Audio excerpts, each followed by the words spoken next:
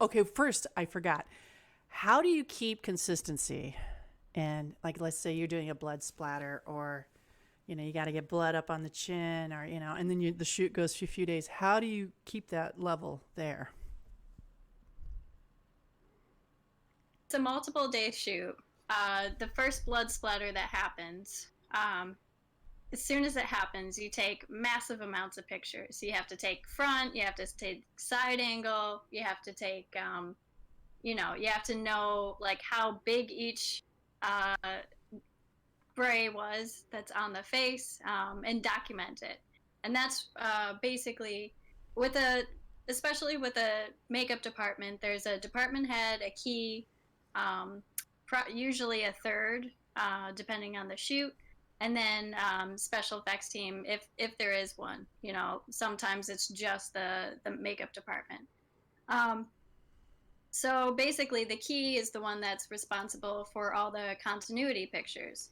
So she'll take a bunch of pictures, and then the next day, when we're doing the exact same scene, we have to completely duplicate every single blood droplet everywhere. And sometimes, a lot of times, what will happen is they will shoot the ending of a scene first, like aftermath of like somebody getting beat up and like blood all over them.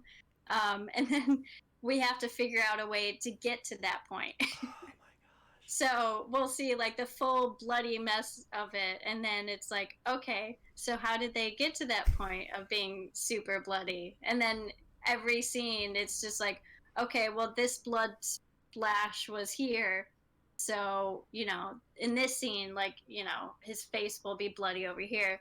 Okay. And then he gets hit later. So then we'll have, we'll put all that on.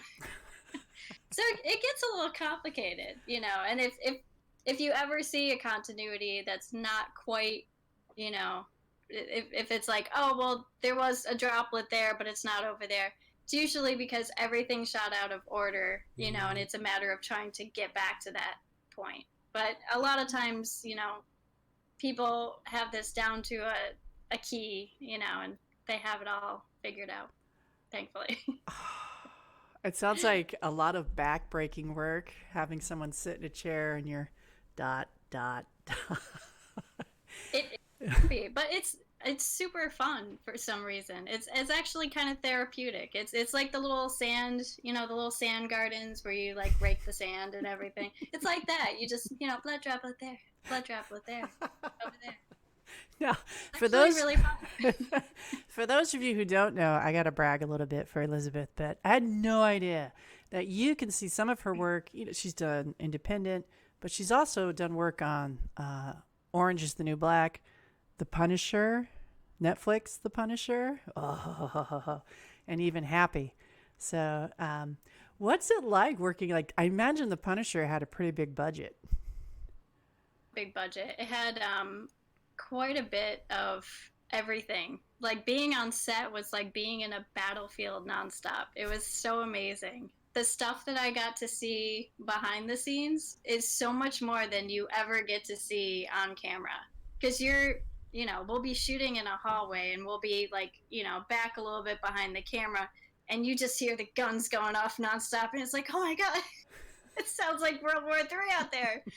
And then it stops, and then like it's like, okay, time to sweat everybody back up again. And then you go back behind, and then you're getting somebody else ready, like putting blood all over them and helping out with that, or maintaining a bruise on the face, and then like gunshots nonstop. It's really fun.